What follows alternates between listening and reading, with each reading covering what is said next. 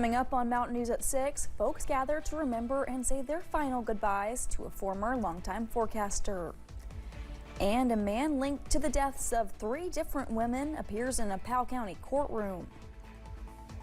And we're seeing some showers and storms push through eastern Kentucky. When will they let up? Details coming up.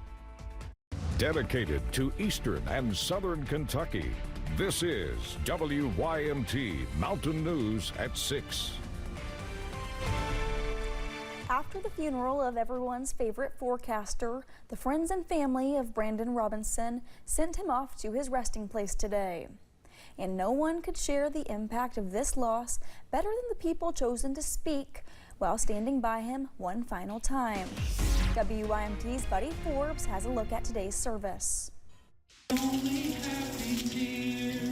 forecast for eastern Kentucky today, calling for mostly cloudy skies.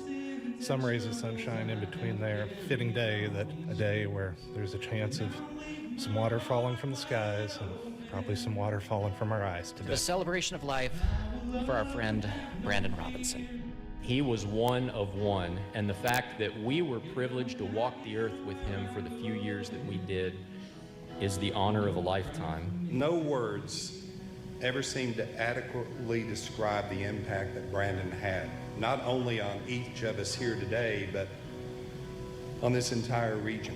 A life very well lived, a fight battled valiantly, and a legacy the people of these mountains and so many who have passed through these mountains will never forget. Today, B-Rob, I salute you. Well done, thy good and faithful servant. Yeah, when I get where I'm going, and don't cry for me down here. We will have a final look at the funeral coming up tonight at 11. Family, friends, and many others who loved Brandon and whom Brandon loved joined the procession following the funeral, traveling his final path through downtown Whitesburg together. The procession started at the Whitesburg First Baptist Church and traveled to where Brandon will lay to rest at the Bill Adams Cemetery in Colson. The longtime forecaster was a native of Cumberland and was a graduate of Morehead State University. He began his career at WYMT back in 2007 and was there for 17 years, retiring last year. Brandon also became the Director of Media and Communications at Southeast Kentucky and Community Technical College between 2015 and 2017. He also served as Deputy Judge Executive in Harlan County for a brief stint. Brandon Robinson was 42 years old. We're seeing showers and storms push through eastern Kentucky. How long will the storm chances last? First Alert meteorologist Eric Dean has a first look at our forecast tonight. Eric. You know, Caroline, how fitting on the WYMT First Alert weather app. Brandon's voice is still on there, and it just went off about 30 seconds ago here in Hazard, letting us know that lightning has been detected in our location. Right now, we are seeing some rain push through eastern Kentucky right now. We're seeing that rain. 66 degrees is the current temperature. Dew points at 63. We have a calm wind out there at this hour, and there's that shower and storm pushing through on live pinpoint Doppler radar. We'll go ahead and pinpoint over towards portions of Perry County, going into portions of Knott County. You can see that line pushing over towards the Pikeville area. I'd say Pikeville, Dorton area. Within the next hour, this line will be on top of you. We'll go ahead and pinpoint over towards portions of Clay County, going into Leslie County, a little bit of Knox County, portions of Bell County. Seeing some thunderstorm activity, and then just south of La Follette now in Campbell County, seeing some shower and storm activity. Now this is going to continue to push its way off towards the east and the southeast, so something we'll be monitoring there. Temperatures right now 60s and 70s, some places, especially towards the Somerset area, in the low 80s. So if you have plans tonight, make sure you take the rain gear with you just in case you get under a shower or two. Temperatures in the upper 60s by 9 p.m. I'll have the complete first alert forecast coming up in a few minutes. Caroline. Eric, thank you. It has been more than 1 year since Samuel Smith was shot and killed in Perry County. WYMT's Amelia Lee has a breakdown of the incident and what could come next in the case. 38-year-old Samuel Smith was shot and killed in March of last year. It happened on Kentucky 550. That's right near the Knott Perry County line. Smith died from his injuries at Hazard ARH. At the time, the Perry County Sheriff's Office said that one of the suspects, Jonathan Profit, pictured here, was the passenger of an ATV and that he was the one who shot at Smith. In the days that followed, police arrested Profit of Knott County. He was charged with murder. The sheriff's office said another man involved in the case could also face charges.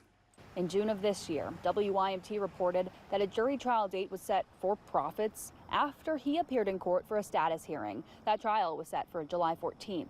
According to the indictment, Profit was charged with 1 count of murder and 1 count of tampering with physical evidence in connection to Smith's death. On Tuesday, more than 1,000 people came to the Perry County Hall of Justice for jury selection. Folks tell me that the rest of the selection process will continue throughout this week. I connected with Smith's mother. She provided these pictures of her son to WYMT. She tells us that she and the rest of her family loved her son very much. Now we will work to update you when we learn more information. This includes when that jury is selected and when a court date is set. In Perry County, Amelia Lee, WYMT Mountain News. Thank you, Amelia. And we do have our previous coverage of this case up on our website, WYMT.com, and in the WYMT News app. In Pike County, a man was arrested in connection with 2 reported incidents that happened near the campus of U-Pike. According to a complaint warrant, Pikeville police say Terry Rogers subjected an 18-year-old to sexual contact without consent in the Pikeville City parking garage. According to the warrant, the incident happened on August 27th. Rogers was arrested yesterday. He was taken to the Pike County Detention Center. A Martin County man is facing charges after he was accused of assaulting a woman. Police responded to the incident on Saturday at a home in Warfield. When police got there, the victim told police that she had been punched in the stomach and face. The situation reportedly stemmed from where Christopher Daniel Moore had been drinking. Moore was taken to the Big Sandy Regional Detention Center.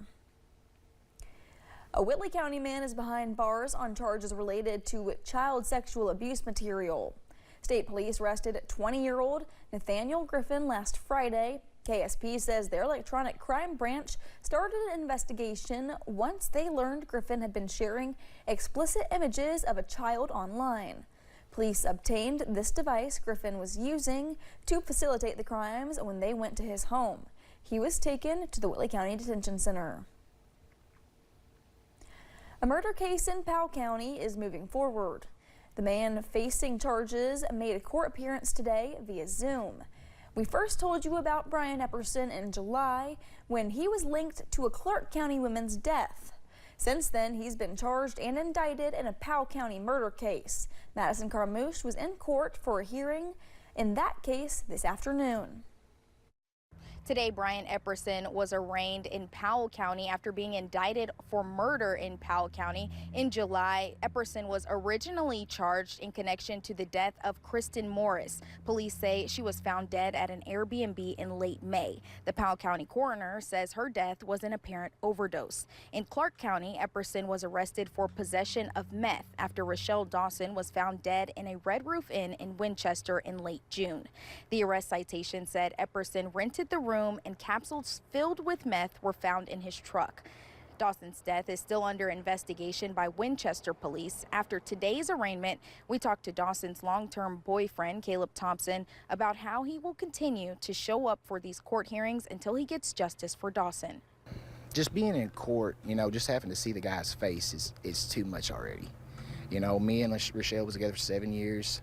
I have an 11-year-old son. She has a 12-year-old niece that we were both taking care of. It's horrible. Thompson says he is awaiting information about when court hearings for Dawson's case in Clark County will be, and he will be there rain or shine. Detectives say that Epperson is linked to similar cases in Fayette County, but as of now, he has only been charged for murder in Powell County.